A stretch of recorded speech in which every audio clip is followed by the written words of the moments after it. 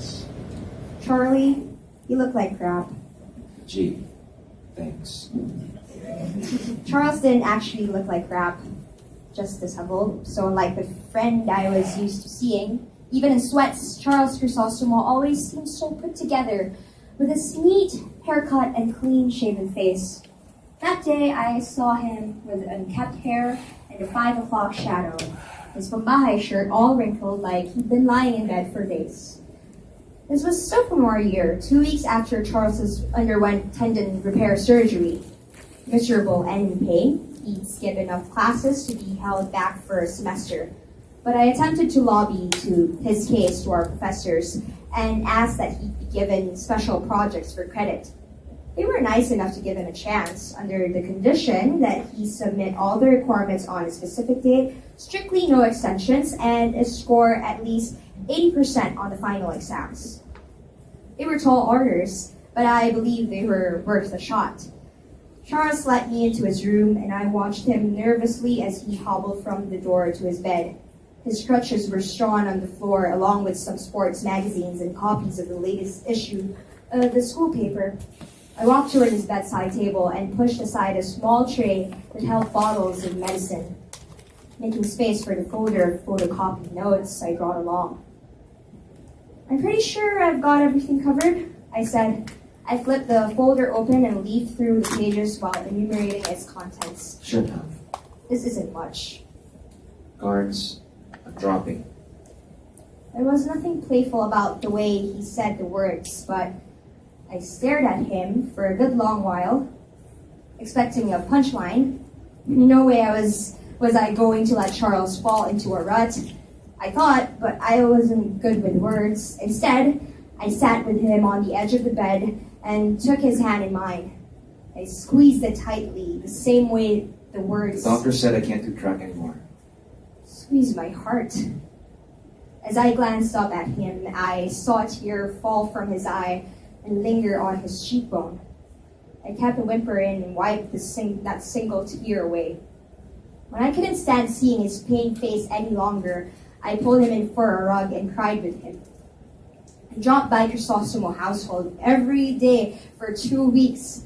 Sometimes I brought study materials, sometimes I brought Charles's favorite snacks. Soon I realized he had finished all the requirements each professor had asked of him.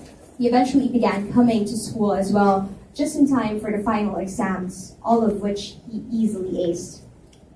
When he got rid of his crutches, Charles began showing up at my practice sessions. At first, he brought me some baked goods like cookies and brownies. Mama made this for you. Thank you, Rao. He said. She told me to invite you for lunch with us on Saturday.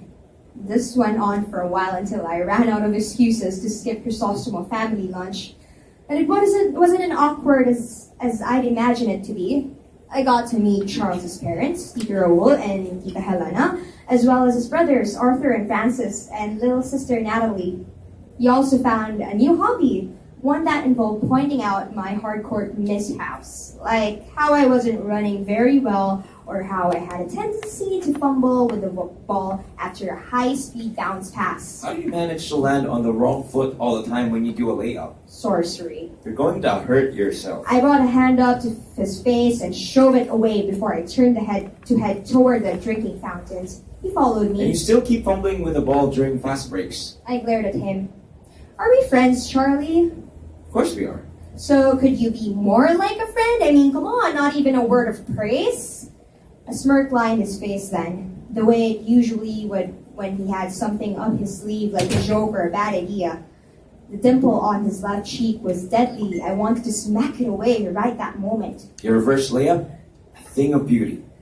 But that fake pass layup you did just now, that's the stuff of legends. Huh, I simply uttered. For someone who had never really played basketball seriously in his life, Charles impressed me with his good grasp of technique. I couldn't help but grin as he offered information about reading and watching basketball stuff so he could catch up with me. He could be a coach, you know. Figured if I couldn't play, I could still be of help. By being annoying. Sort of. I like that.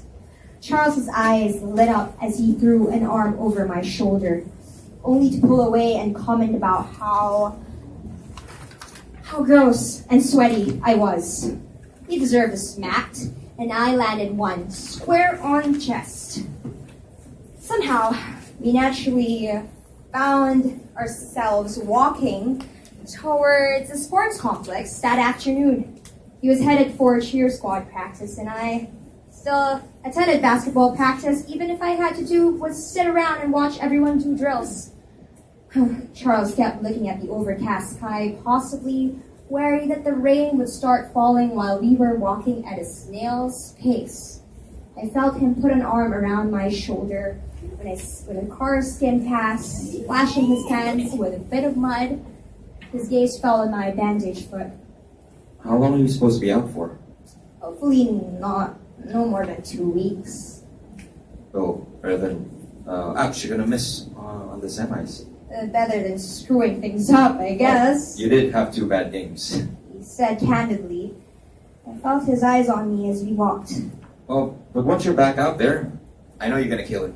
I only shrugged. Hey, Charles took a long stride and crossed my path, pulled onto my shoulders, and willed me to look at him. I know that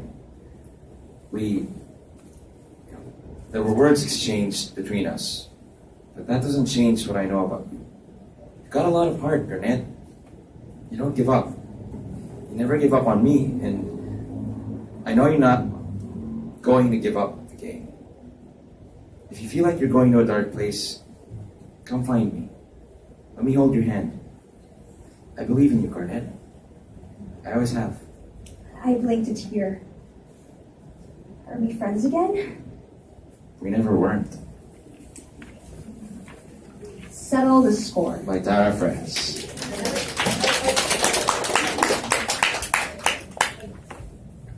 Thank you. Painted jacket.